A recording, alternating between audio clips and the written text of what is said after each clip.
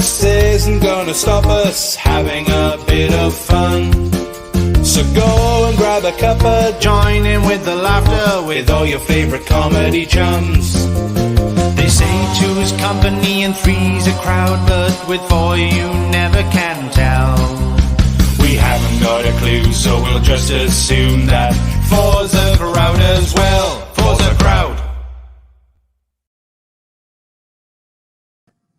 Hello, good evening, and welcome to Four's a Crowd, the comedy panel show where four comedians battle it out to be the winning team and return next week. The losing team has to go home. I hope you're all keeping safe and well during lockdown because of the fact people can't go anywhere or do anything. Social media trends have been on the rise. We've had people shaving their hair. We've had people doing TikTok dances. We've had people challenging their friends to neck a pint of alcoholic drink. But due to the rise of alcohol consumption, only 50% of people actually knew they were taking part in an online challenge. In more uplifting news, we've had Captain Tom Moore, the 99-year-old war veteran, walking back and forth his garden to raise money for the NHS. He's reached a staggering £15 million in money raised as of today, which is an absolutely phenomenal feat. But it beggars the question as to why a 99-year-old man who can barely walk has done more for the NHS in the past week than the Conservative Party have done in the last 10 years. Shake hands with that, Boris. As you can see, I'm wearing a shirt this evening for the show. It's the first time I've worn a shirt in many, many weeks due to lockdown, but keeping in trend with the lockdown vibe, I am still wearing my pajama bottoms underneath this desk, so don't worry there. Okay, it's time to introduce our team captains for this evening. First up, we've got fantastic Simon Emanuel. Hello, Drew. Hello, Simon. How are you keeping? Really good, mate. Really good. Have you been struggling with this lockdown or anything you've been getting on with? Anything you're missing at the moment? Mate, I did think about taking part in the challenges, but I don't drink and I'm far too vain to shave my head off. So I've just been sitting here doing nothing, to be honest. Well, don't shave your head off, Simon. That's a different challenge altogether. I did say head, didn't I? You did, yeah. But hey, we are live. That is the benefits or the drawbacks of being live. We can make a mistake, and there's nothing we can do about it. But perhaps I'll have fun.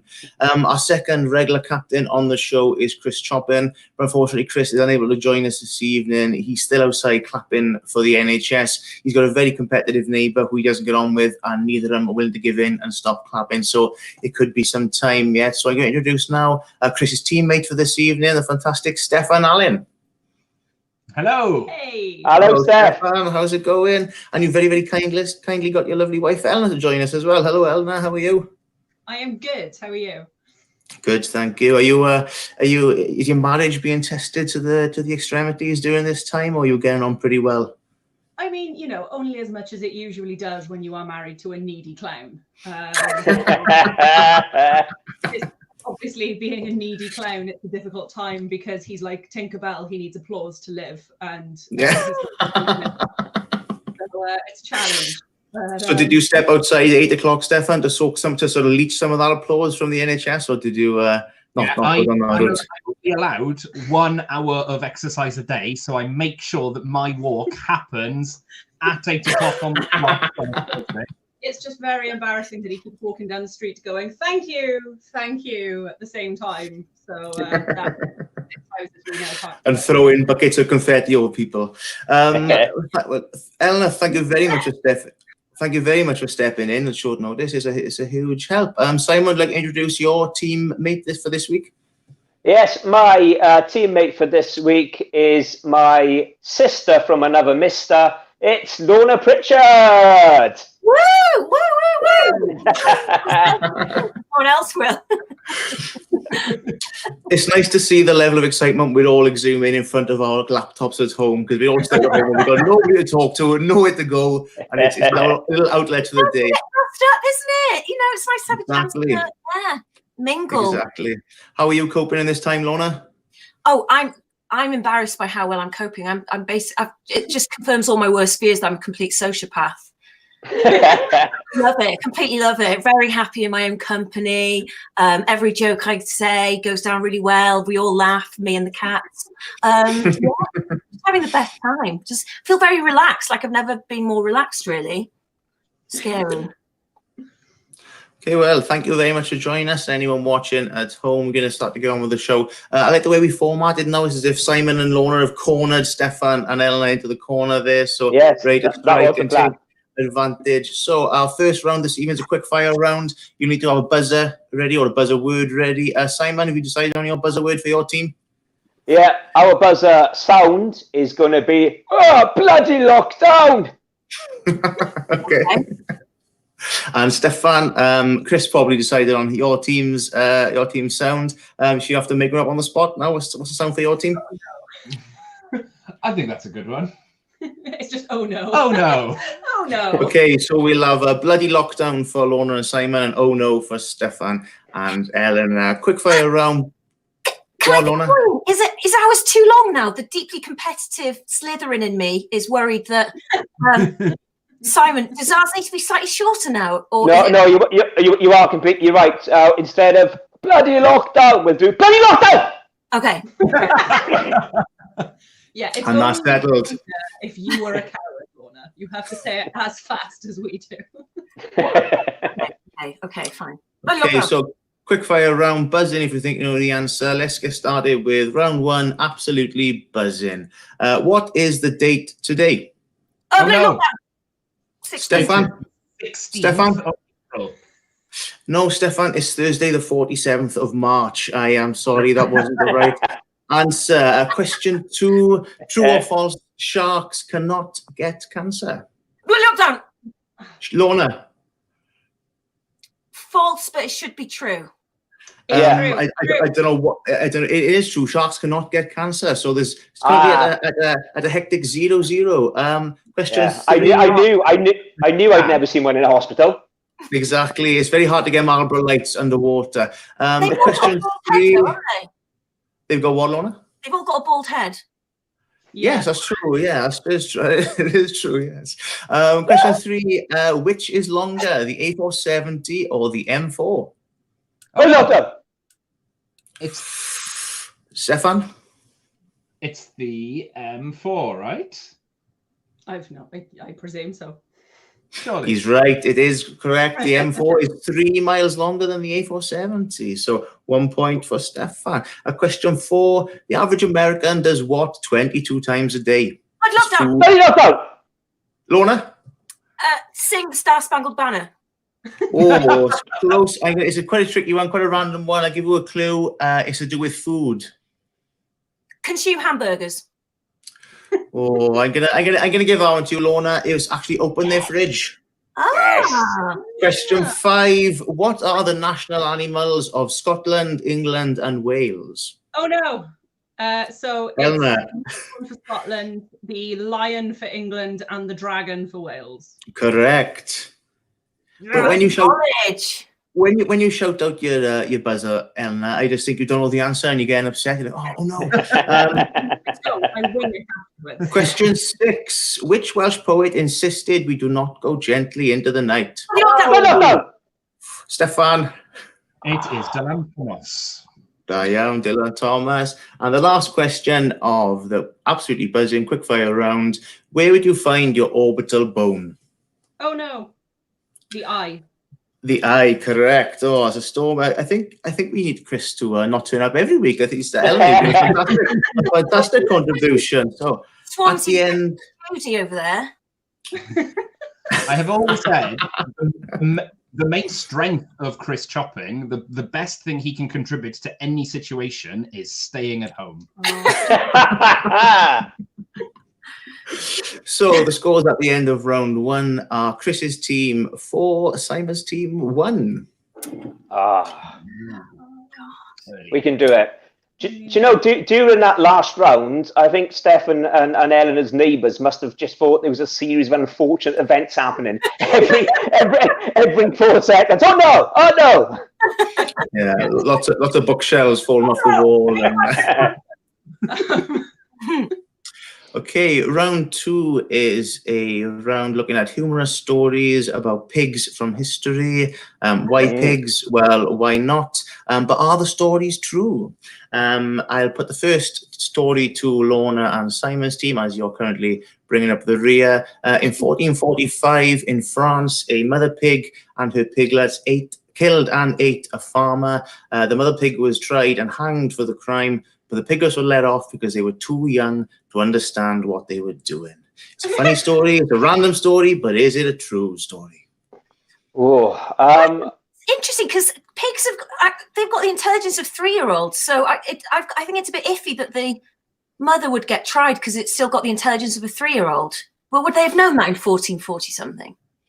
Yeah, it's a good question. Good question. But pigs are aggressive, because I went to one of those petting pig zoos once, and I got bit 4 times, and that was before I even got in. That was just the owner of the place. So but they are proper aggressive. I hope it's true as well, because I'd love to see that episode of Murder, She Wrote. Just have that nosy cow following Babe around. It'd be great, wouldn't it? Oh. I don't think we covered the Salem pig trials at school. No, that is true. That is true. I think it's true, because I think it's true. What do you think? I'm going to go true because it's so ridiculous. But then I am thinking about the logistics of how you'd hang a pig, because like big neck.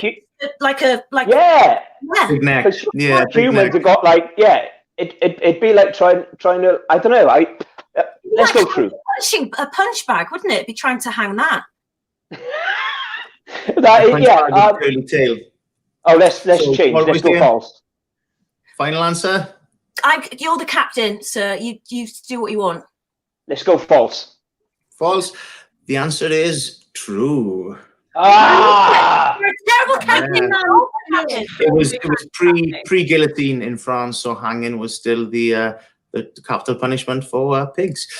Story 2, in the 1968 presidential election, a independent party trained and entered a pig called Pegasus to rival Richard Nixon in the race to be the president. Stefan and Eleanor, it's a funny story, it's an interesting story, but is it a true story? The name Pegasus makes me want this to be true. The name so bad. Pegasus is brilliant. Pegasus is true. If this isn't true, we need a pig that we can train to run against the Tories at the next general election. Yeah. Yeah. That would be great. I mean, it could be. There's a strong history of silly competition for right-wing politicians, right? We've got Lord Buckethead. Yeah, Monster Raving Loony Party in this country. Yeah. Things like that. A pig would have done a better job than Richard Nixon. So that's true. Would we have had Watergate if it was a pig? No. We'd have been too busy. I don't think anyone would have noticed any scandals if the pig was president, because a pig was president. Yeah. Extraordinary. Although now that we've seen who's president now, sort of makes a bit of sense. It would sort of make sense. I really want it to be true. Pegasus is so good. I think we should say true on the grounds that we just really want it to be. Yeah. Because we don't know. We don't know. There's no way. It'd be delightful if it was true. It's American politics. Anything could be true. Anything could be true. Let's say yes to Pegasus. We think it's true. We support Pegasus. It is true. Yes. No way. Justice for Pegasus. Justice for Pegasus, indeed. I feel like they should have called him Edible Ham Lincoln. That would have been a great name. Okay, our next story from history for Simon's team is the concept of learned pigs. People would train pigs to do things like tell the time, do people's banking for them, and learn to spell. There's been examples of this throughout history, but is it a real thing? Pigs who can do your banking and tell the time.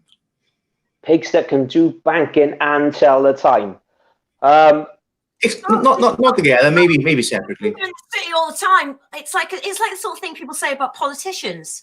Is that where it comes from, or were they police admin officers? And is that where the term bacon and pigs comes from? It could well be that, yes. Or phone operators for the emergency services. I don't want a pig that can tell the time. I'm not happy with that. Like if I get a pig in to do any sort of work for me, I don't want him charging me double time because it's gone past 9. I'd rather him not know the time. So I hope it's not true. Yeah, it makes me feel it's a little bit too close to Animal Farm for me. That because at the end, sorry spoilers, but at the end of the film and book, book. Yeah. They're standing about doing their banking and stuff. I think. Actually, why are we even debating this? We're talking about pigs doing accounts. That's bonkers. Like, I can just about do my account. There's no way there's a pig doing accounts. Are we going to go false, Laura? Okay. Yeah. Okay. I'm sorry to say, it's true. Famously, John Adams, one of the founding fathers of America, was in possession of a learned pig. Whether it helped him write the First Amendment, I really don't know. Oh my God. I've just remembered my accountant's a pig. How did I forget that? That's bonkers. I'm glad it's true. I'd rather lose the point and know that that's true, that there are learned pigs in the world. And our final story for Eleanor's team is an unnamed Welsh rugby club has a live pig as its mascot. Unfortunately, at one of the home games, it bit the chairman and is now banned from all home games. It's a good story. It's an interesting story, but is it a true story? That is remarkably appropriate for small Welsh rugby clubs. Yeah. For a small Welsh rugby club, and they tried a similar thing with Ravens, and it did not work. So I kind of believe with the pig thing. Yeah. Because all you need is at least one person in the supporters club to be a farmer to have a pig. Let me put a cat among the pigs. Okay. All of them have been true so That's far. exactly what I was thinking. That was like the maths of it. But are we about to therefore just do that? That casino thing where you start going, oh my God, but it's bound to be black next. Yeah. And then the house wins loads because there's like a big run of red and everyone keeps going, it'll definitely be black next. But then that's random chance, and Drew is not random chance. True. Yeah. Sneaky. Can we Sneaky. I am very sneaky. Yeah. His Brandy. He could outwit a pig. I think he could outwit a pig. Maybe not a clever banking pig. No. Well, I often get penalised to do my accounts wrong at the end of the year, so potentially not. So I have to push you, Captain Eleanor. What are you thinking? Is it true or is it false? Also, I'm delighted by my promotion. Thank you. Yeah, when did that happen? Yes, I think this is false. Okay, we'll go false. Even though this is very realistic. It's so plausible. It's actually the most plausible one. So we'll go. Yeah, and it is also true. All those stories have been true. I am slightly disappointed. The most true of all is the fact that I love pigs. Okay, so our current scores are Eleanor's team 5, Simon's team 1. Oh. God. Plenty of time to catch up yet. Okay, our next round is called It's My Life. I will read out a humorous story from one of our lives that's been kindly submitted for the show. You have to guess who the story belongs to. If you get it right, you get 5 points. If you get it wrong, you lose 5 points. Reason being, if I'm reading the story to Eleanor and Stefan, it could only be Simon, Lorna, or myself. And if I'm reading the story to Lorna and Simon, it could only be Stefan or myself. So, in fact, I'll include Chris's story as well, because that will Eleanor, you'd have to take ownership of that one. Now, whatever the story is, you have to take full ownership of it. Eleanor and Chris had pretty much the same life anyway. In another dimension, Chris and Steph are clearly married. It's true. No, that is true. Yeah. He'd be a very stressful partner, but I would put the work in. And that's love. That's love. Stefan and Eleanor, as you're in the lead, would you like to go first or second in this round? Let's go second. Second? Do you think? Okay, Yeah. go second. We can get a feel for the waters. We can, yeah. All right. Okay, first story for Simon and Laura. Is it Chris, myself, or Stefan? At the age of 3, I spent a lot of time watching the film Airplane with my great auntie when she babysat for me. The following week in school, the vicar came to visit. Our teacher tried to play a cassette tape for the vicar. It would not work. I got a little bit distressed by this and shouted out, "Now the shit is really going to hit the fan." Was that Stefan, Chris Choppin, or myself who is the owner of that story? Oh. Not Steph. Not Welsh Shakespeare. There's no way he'd have said that. No, actually, I feel like Steph's out because I know that Steph didn't speak English until a certain age. Ah, Oh, good knowledge. I took English like 2 years ago, and it was only for gigs. So Yeah. So it's either a young Chris Chopping, which I really like the idea of, if nothing else, but just the visuals of it. I quite like an idea of a tiny Chris Chopping saying, I don't know why I did that. We all know he's got glasses. That's bonkers. Wouldn't he? Like the shit man. Back to my but then I don't know. I'm leaning towards Chris. What are you thinking, Lorna? Do you know what? I just thought Steph would have translated his story, and so it could be a Welsh story, and in Welsh it wouldn't sound as bad. As in, you like the swear words in Welsh are worse, so it's more likely that a Welsh child would be saying that. More likely than a boy from Merthyr, probably not. And what will would Stefan have been able to watch an English language film at 3 years of age? Oh, yes, I wasn't listening to the details. I just listened to the end. Okay. The punchline. Okay. Not Steph. But what do you think? I think it's most likely to be Merthyr Boy Drew, because they're all bad. Yeah. I agree with you. It's funnier to think and hope it was Chris Chopping. But I just can't see Drew as a child having a day when the vicar comes to visit. I mean, on his own, that's weird. That's like 3 years of age time, and I didn't plan the itinerary of what went on in the school, mate. I was just there for the ride, you know. It wasn't down to me if it came or not. Yeah, but still, mate, unless you've got a demon living inside you, there's no reason for the vicar to come over. I don't understand. He does look devilish at the moment, doesn't he? Look at him in lockdown. Yeah. He looks like bearded Satan. Well, okay. I'm gonna agree with Lorna. We're gonna go Drew. Are we? Okay. Although I still like the idea of just going for Chris Chopping because it's fun. And I don't think we're here to win, Simon. I don't think. Okay, fine. Well, you know my life. Fun becomes before logic. So let's go, Chris Chopping. Yeah. Okay. Let's go. The answer is, it was me. We just did ourselves out of points for the fun of it. Well, as long as you enjoyed it, that's the main thing. Okay, our second and final story in this round is for Captain Eleanor and Stefan. Here it is. On my 19th birthday, I went out with some friends and we bumped into the rapper Coolio. We spent the rest of the evening at Coolio's hotel room where he played his song Gangsta's Paradise on repeat and tried to sell me a pair of £400 sunglasses. But does our story belong to myself, Lorna, or Simon Emanuel? Oh, I just feel like that has Simon stamped all over it. The thing is, right, I feel like if that hasn't happened to Simon yet, it's going to at some point in his life. Like, yeah. Shall we address the fact that if the game is that true or false, we'd be like, obviously that hasn't happened. If the game starts from it has happened, to whom? Which is insane.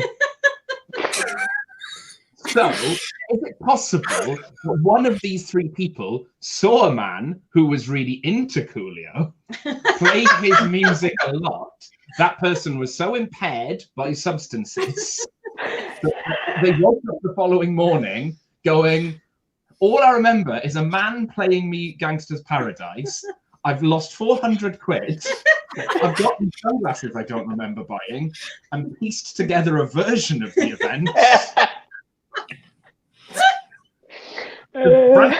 Simon or Lorna.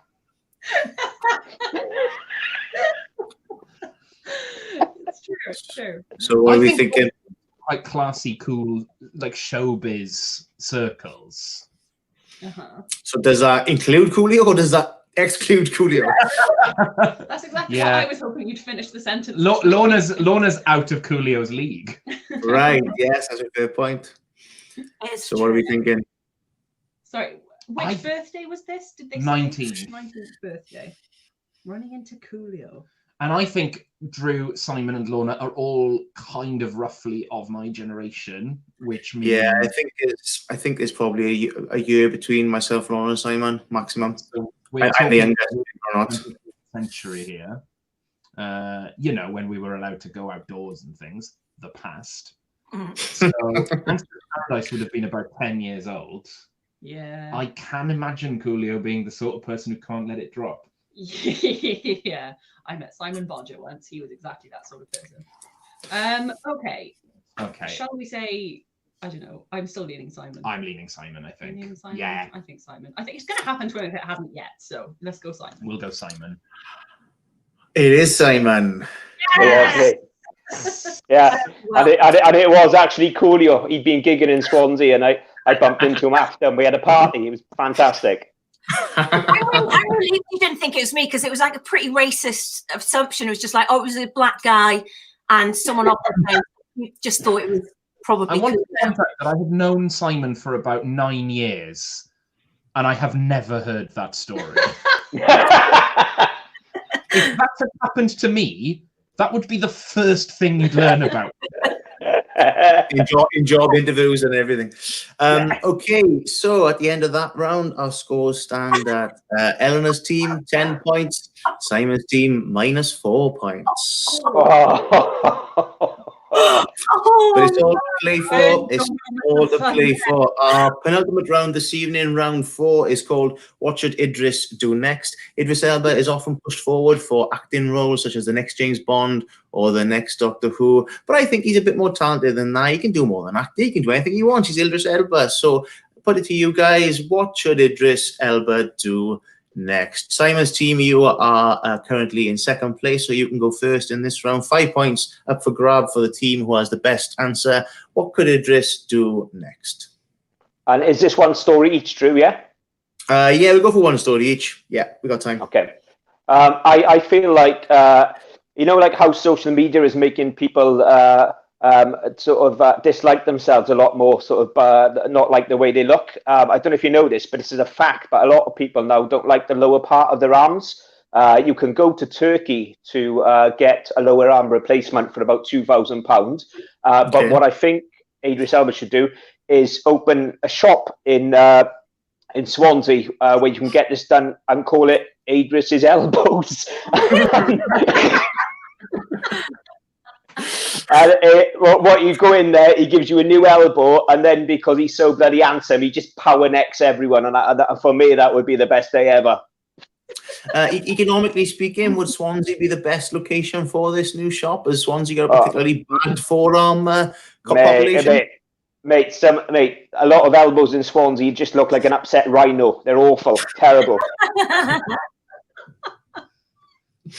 Okay, that's a pretty good start. Eleanor and Stefan, what's your pitch for what Idris should do next? Well, so you know how Netflix has this new TV series called The Queen? Yes. We've got the Queen. He'd be good as the Queen. Not on the TV show, The Queen. The actual Queen. The actual Queen. We thought he should be the Queen. So it's Idris Elba on stamps now. And coins. And yeah. And like the Queen's speech, you know, I mean, I don't watch it. I'm Welsh. I legally have to hate the royal family and want all of them dead. But if it was Idris Elba's brilliant in everything. I'd watch the Queen's speech if it was Idris Elba going, sort it out, is it? It would be a lot more interesting. Do you think he'd possibly make a better Queen Mother? We haven't had a Queen Mother for quite a while. Could he fill in that role a bit better, do you think? Actually, do you know who I'd want as the Queen Mother? If Idris Elba's the Queen. Can we just cast all of them? Yeah, I think we can cast all of them. Oh, okay. Helen Mirren as the Queen Mother. Oh, that's a good choice because she's got the experience of having been queen, so now she gets the superior. Yeah. We could go with Tessa Thompson as Prince Harry. They're both a bit of fun. Yeah. Can we go Coolio for Prince Charles, please? We need someone deeply unpopular for Prince Charles. So we would go with a disgraced actor. Yeah. Kevin Spacey. He's pretty low ebb of his popularity at the moment. And in similar ways. Unfortunately, we've got him in line for Prince Andrew. So Prince Andrew, of course it is. I'll throw him up, Steph. You knock him out of the park, mate. That's the way we work on this show. So Idris Elba as the Queen, and final pitch from Lorna. Oh, do I have to do one as well? If you want, we push for time a bit. So if you want to settle, if you want to sort of, if you want, he could feel like he could be like a Tiger King, but instead of Tiger King, he'd be like he could be the Panther Prince. And he could set up a massive park like in Margam Park instead, and he could populate it with panthers and like kill off anyone who is like a dodgy, any of his ex-wives. He's probably got about 80 ex-wives now. Half of them have got coronavirus because in any video you see, they're very possessive of him and they stand right next to him, like practically up his nostril, saying like, back off, bitch, to the rest of the world. So probably get rid of them because he's sick of them, like bury them under the fake green carpet that is the grass in Margam Park, and just bring people in £2 a pop to come and look at his panthers. And that is not a euphemism. What about the deer in Margam Park, though? Obviously food, yeah, you know. Oh. Half of them are very aggressive and they've either been hanged for being very aggressive or, you know, so, yeah, get rid of the rest of them. They're in Newport. Of course, they're dodgy as shit. So we've got Idris Elba as the Panther Prince. We've got him as the new Queen of England and much of the Commonwealth. And we've got Simon as Idris opening a shop in Swansea. I think we're going to plump for Idris's elbows in Swansea. That's a winning market. That's a winning brand if ever I've heard one. So 5 points for Simon's team. With we're back in it. Got some points. Do you minus some points off the, you know, Richard and Judy as well? I can overrule that. No. We're going to keep it fair even. The scores currently stand at 1 for Simon's team and 10 for Stefan and Eleanor. Oh, well, we're catching up. We're coming. Okay, we're on to our final round, which is very, very been kindly submitted to us by the wonderful musical talents of Sheep and Mash. The round is called The Almost Sound of Music. Can we get Sheep and Mash to join us in the studio, please? Where you are, Martin. Have you got like a lamp or something you could shine in your face? Yeah, I'll get a lamp on now. Good idea. Get the lamp on. Oh no, that's too bright. Too bright. Turn it. Turn it off. Better over there. Over there. That's quite good. You're a bit yellow, but that's not bad. I know well. Should I thank Drew for introducing us? So how should I do it? Say thank you, Drew. Right, okay, here we go. Yes, thank you, Drew. We are Sheep and Mash, your musical friend, and we are here to introduce the music round. Yes. And the music round is called Almost the Sound of Music. Don't like that. Don't like that. No, that's don't like that name at all. We're gonna have to look at changing that, I think. Well, what about Mark? Because it's about themes. We call it something like changing channels. You know, like TV channels. That is quite good. Yes, this round is all about TV themes. In fact, Martin, why don't you explain the rules very quickly? Okay. So on Wednesday, Drew texted me and said, "Do you want to be part of this online quiz?" I said no. He said, "Well, how about doing a segment for it?" I said, "I'll ask that, Mark." So I texted Mark, but Mark was busy. He phoned me back at about 6:30, and we talked about it. And in the can you get to the rules? It's important. We got to be quick. Come on, get to the rules. I'll be honest, Mark. I don't know the rules. I've forgotten them. That's why I was wondering. Okay, I'll explain the rules. The rules are very simple, teams. Okay, we have taken two very popular TV themes and smashed them together into a new theme with the lyrics from one and the tune from another. And what you have to do as teams is tell us what the lyrics are. We don't care what the tune is for each one. We care about the lyrics. You've got to tell us what the lyrics are. And also there's some visual clues. Isn't that right, Martin? That's right. We'll be given a few visual clues, which might be red herrings or they might guide you in the right way of what the song is. Anyway, on to the first of two. There are two. The first one was done by Martin, which is a little bit easier, and mine's a bit harder. But here is Martin's first TV theme mashup. If you want to, I'll change the situation. Right people, right time, just the wrong location. I've got a good idea, just you keep me near. I'll be so good for you. I'm gonna help you, I'll do anything for you. I'll be so good for you, I'll do it like you want me to. There ain't nothing I can't go through. I will be so good for you. I could be so good for you. I'm gonna love you like you want me to. There ain't nothing I can't do. I have no idea. Okay, is our first question put to us by the fantastic Sheep and Mash. It was the music from one TV show and the lyrics from another. Have a think now. We reveal the answers and we make the final guesses after the second video. But any sort of, keep them to yourself actually, because don't want to give it away. But it's the music from one, the lyrics from the other. Point for each. If you guess incorrectly, you lose a point. If you guess it correctly, you gain a point. So can we have the second video now from Sheep and Mash?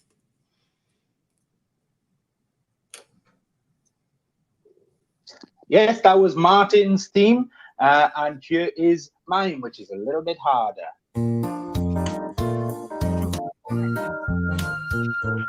Through the early morning fog I see visions of the things to be. The pains withheld from me I realize, and I can see suicide is painless. It brings on many changes. It brings on many changes, and I believe it if I please. Take or leave, please. I could take or leave it if I please.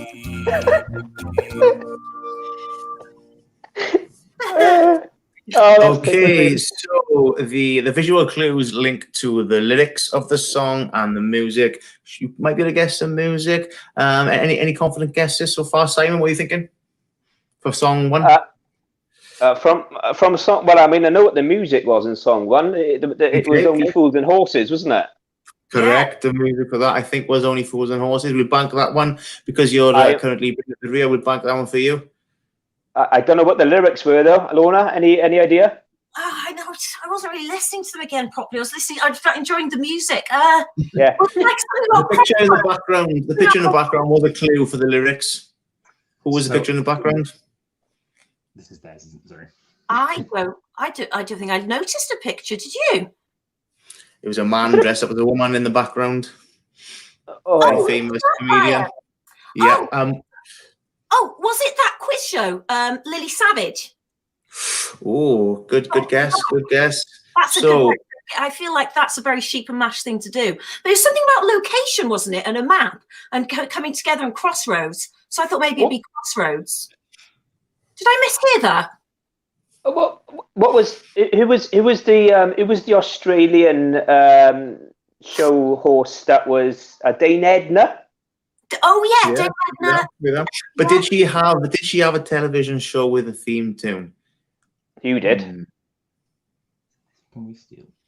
I don't know. So we've gone for Only Fools and Horses for the music. Any guesses for the lyrics? Can we have a guess, or is that? If you want to pass it over, guys, and let them get it wrong and then lose some points, you can do that. You can sort of pass or hold. No, don't do it. What do you want to do, Si? I don't. I mean, we don't know. I think we should just take a guess. Was there ever a show called "Be So Good for You"? Because those are the lyrics. Was it Mrs. Merton? The Mrs. Merton show? Because it was a woman dressed as a woman, but like an older woman. So maybe it was the clue was it wasn't a red herring. It wasn't a man dressed as a woman, but the show was. Was it Mrs. Brown's Boys? Oh, it could be that type of thing. Yeah, it could. Yeah. I don't know. Okay, so we go for pass and we go for Only Fools and Horses. We bank that for now. Eleanor and Stefan, what do you think for your second question? Right, Mrs. Brown's Boys had been my guess. So for the second one now. For the second one. Oh, we're doing the second one. Oh, okay. Second one, yeah. Absolutely no idea. What music was? Postman Pat, wasn't it? Music was Postman Pat. Yes. Okay, we'll take that. And any guesses on the lyrics? So Clue was in the image. Simon Bodger, a celebrity. Yeah. It's the saddest thing. And his famous double act partner, Badger. What else do you know about the show? Sorry? What else do you know about that show? What do I know? Oh, it was a puppet show. Yes, and anything else? Any sort of reoccurring themes in that show? Mashed potato. Oh, was it? It was the lyrics to. Okay, did MASH have a theme tune? I have no idea, but it might have. I think it's MASH because also It was all about suicide, and it it was dark comedy. And it's Sheep and MASH doing it. Ah. I think it's MASH. Let's we go with that. Let's hear the answers, please. Let's see Sheep and MASH to reveal the answers. Can we just guess? Can we have a guess for our one? Of course you can. Which one do you want to go for, Si? Should we go Mrs. Brown's Boys or Mrs. Merton's Show? Mrs. Merton's Show. Okay. Go for it. Okay, can we have the answers, please? Sheep and MASH. They've gone to find Chris Chopin, I think. Here they are. How do you think you got on, teams? Well, it's time for the answers. TV mashup number 1. That was actually the lyrics from the show Minder to theme tune of Only Fools and Horses. And explain the visual clue there, Martin. So the visual clue with this one, it was a picture of Mrs. Doubtfire. Mrs. Doubtfire was a nanny or a child minder. Minder. You got a point. We don't care about the Only Fools and Horses bit. You have to say minder. Yeah. As for the second TV theme mashup, the lyrics were for the TV show MASH, and the TV theme tune was Postman Pat. And explain the visual clue again there, Martin. Quite a simple one, really, Mark. It was Bodger and Badger, and they absolutely loved MASH. They do love mashed potatoes. The food, not the show. Food. Don't know if they like the show. It was never in the show, explored, so no. we don't know. We don't know. Anyway, that is the answer for both. And if you had MASH for that one, you also get a point. Well done to the teams. If you got them, if you didn't, then too bad. Too bad. Too bad. Anyway, we have been Sheep and MASH, and Brew. Think about changing the name of the round. This has been Almost the Sound of Music. Thank you. Yes. Huge thank you to Sheep and MASH there. And the scores that round are Eleanor and Stefan 2, Simon and Lorna 1. Bringing our grand total and final scores to Simon's team have got a total of 2 points, with Stefan, who's on Eleanor's team this week, I've got a total of 12 points. Captain Eleanor and Stefan are the winners. Well done. Oh, no. Back to school for us, Si. Yeah, Lorna, thank you very much for joining us. That does mean you won't be returning next week, unfortunately. Simon's going to have to find a new partner. So we say goodbye to Lorna now, guys. Bye. Bye, Lorna. I hate you all, you rankers. Bye. So, Simon, first week, first defeat. How are you feeling? It hurts, mate. Do you know what? I've been all right in lockdown up until now, but tonight I will cry. Oh, my word. So you get thinking, who are you gonna? Any thoughts who's going to join us next week? I already know. Yeah, fantastic. We'll keep ours a surprise for next week. Captain Eleanor, your first week on the show, filling in for the absent Chris Chopin, who's gone AWOL this evening. How's it feel to be the first victorious team captain? Oh, it feels incredible. I mean, obviously we just came to have, a laugh and everything, but we did win. So in your damn face. But, it's been good. Fantastic. So quite possibly you'll both be returning next week as well, if Chris hasn't finished clapping outside yet. Thank you very much to all our contestants, and thank you to anyone who's been watching. This has been Forza Crowd. We'll see you next time. Goodbye. Bye.